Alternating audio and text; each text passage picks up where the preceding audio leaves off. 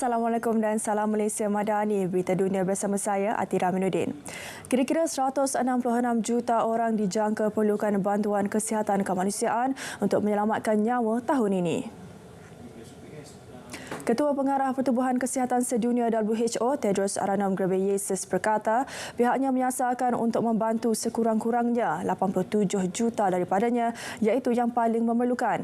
Ini termasuk di Ukraine dan Gaza. Bagi tujuan tersebut, agensi kesihatan PBB itu memerlukan 1.5 bilion dolar Amerika.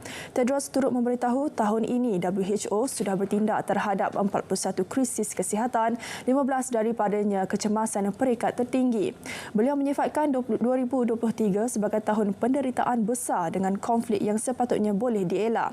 Tedros berkata secara purata pada tahun tersebut 1 daripada 5 kanak-kanak berada di tempat bergolak atau melarikan diri dari kawasan terbabit.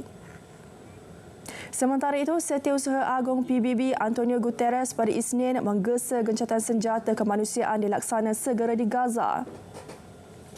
Beliau menegaskan langkah itu perlu dikuatkuasa serta-merta bagi memastikan bantuan yang mencukupi sampai ke lokasi memerlukan, selain memudahkan pembebasan tebusan. Pada masa sama, meredakan api peperangan. Menurut beliau, semakin lama konflik di Gaza dibiarkan, ia semakin meluas dan risiko membuat perhitungan yang salah juga tinggi. Konflik di Gaza telah melepasi 100 hari dengan lebih 24,000 nyawa rakyat Palestin terkorban, sebahagian besarnya wanita dan kanak-kanak. 152 kaki tangan PBB turut terkorban dalam konflik terbabit. Menurut PBB, peperangan itu telah menyebabkan kira-kira 85% penduduk di wilayah itu hilang tempat tinggal dan bersesak di tempat perlindungan, selain bergelut mendapatkan keperluan asas termasuk makanan, air dan rawatan.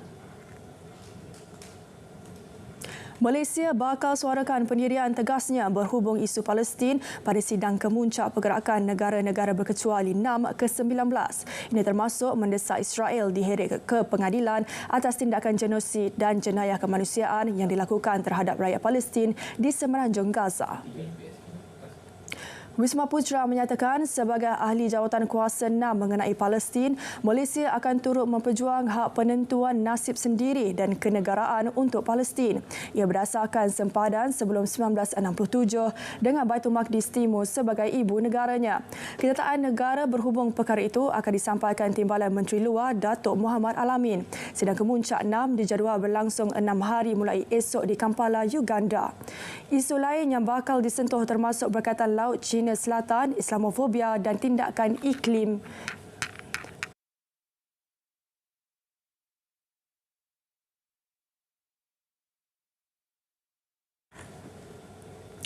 Dalam pada itu, Wisma Putra memaklumkan sidang kemuncak NAM akan berlangsung serentak dengan persidangan Selatan ke-3.77 dan China G77 plus China di lokasi sama.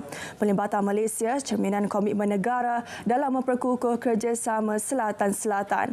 Selain memberi peluang untuk meneroka kerjasama menerusi program kerjasama teknikal Malaysia MTCP yang diselia Kementerian Luar.